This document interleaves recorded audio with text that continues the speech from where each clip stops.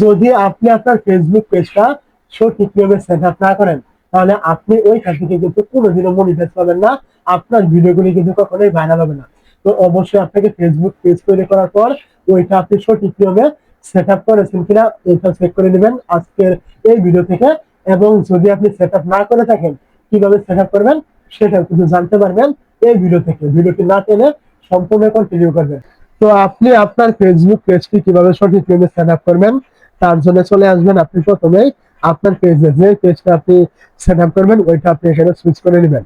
তারপর আপনি কি করবেন, প্রথমে এখান থেকে দেখতে পাবেন এই যে আপনার এরকম প্রোফাইল আইকন এবং এরকম আরেকটা এখানে প্রোফাইল আইকন। এই দুইটা কিন্তু দুই রকম কাজ। আমরা প্রথমে দেখে নিব এই যে এইটা। তো আপনি কি করবেন, প্রথমেই এই প্রোফাইল আইকনে ক্লিক করবেন। তারপর আপনি কি করবেন, এখান থেকে দেখতে পাবেন ড্যাশবোর্ড নামে একটা অপশন, আপনি এখানে ক্লিক করবেন। ড্যাশবোর্ডে ক্লিক করার পরে এখান থেকে দেখতে পাবেন এই যে আপনার পেজের নাম শো করবে, আপনি এখানে ক্লিক করবেন। নামের উপরে ক্লিক করার পর এখান থেকে দেখতে পাবেন পেজ রেকমেন্ডেশন, আপনি এখানে ক্লিক করবেন। এই জায়গায় ক্লিক করার পর এইখান থেকে দেখবেন আপনার পেজটা এখান থেকে রেকমেন্ডেবল লেখা শো করছে কিনা। যদি রেকমেন্ডেবল লেখা শো করে তাহলে আপনার পেজটা ঠিক রয়েছে, আপনি এখানে কাজ করবেন, কোনো সমস্যা নেই, আপনি এখান থেকে মনিটাইজ পাবেন।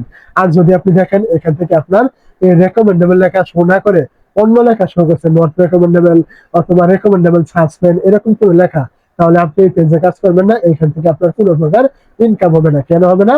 এরকম লেখা শো না করলে, অন্য কোনো লেখা শো করলে নট রেকমেন্ডেবল অথবা রেকমেন্ডেবল সাসপেন্ড, তাহলে আপনার এই পেজের ভিডিওগুলো কিন্তু কখনোই ভাইরাল হবে না, কখনোই কিন্তু ভিউজ আসবে না। তাহলে আপনি মনিটাইজ পাবেন কিভাবে? অবশ্যই এখান থেকে রেকমেন্ডেবল রাখতে হবে। তারপরে এখান থেকে নিচে চলে আসবেন এবং এখান থেকে দেখবেন পেজ স্ট্যাটাস, এখানে চলে আসার পরে এখানে ক্লিক করবেন।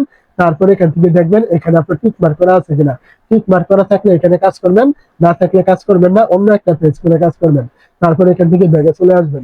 এখন আমরা দেখে নিব এই যে আমি বলেছিলাম এই যে আরো একটি প্রোফাইল আইকন থাকবে, এখানে আপনি কি করবেন, এই জায়গায় ক্লিক করবেন। তারপরে এখান থেকে এই যে সেটিং অপশন, আপনি এইখানে ক্লিক করবেন।